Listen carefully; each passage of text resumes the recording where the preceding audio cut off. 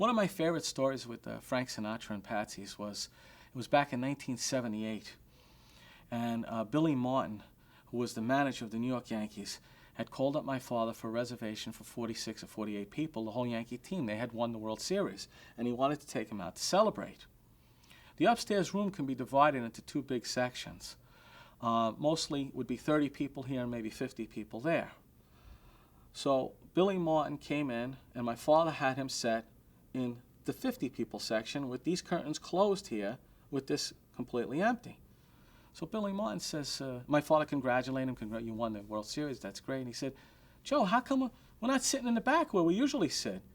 And my father, undiplomatically and uncharacteristically, said, Billy, I got that saved for someone really special. You don't want to say that to anyone, but you especially don't want to say it to Billy Martin. He started screaming, who's more better than me? I'm Billy Martin. We won the New York Yankees, won the World Series. How could you do this, that? And he kept breaking my father's chops. Finally, we got the signal that Frank was coming. He saw some commotion by the curtain where Frank would be let in. And he ran past my father. Halfway down the steps, Frank was coming up, Billy was coming down. They met face to face, and Billy Martin's mouth just dropped. And Frank said, what the heck are you doing here? Because Frank was a Dodgers fan up until that point. So Billy didn't even know what to say. He was like jabbering and just blabbering out. And Frank walked past him with his group of 15 people, and they sat down. Now, Billy Martin was a different person. He came over to my father now like a little lamb. He said, Joe, I want to meet Frank Sinatra. My father said, you just said hello to him. He says, yeah, but I got all tongue-tied. I didn't even really get to say anything. He says, please, I got to see. So my father said, let me see. My father peeked his head back. He started to talk to Frank. Frank said, what does he want? He knew right away.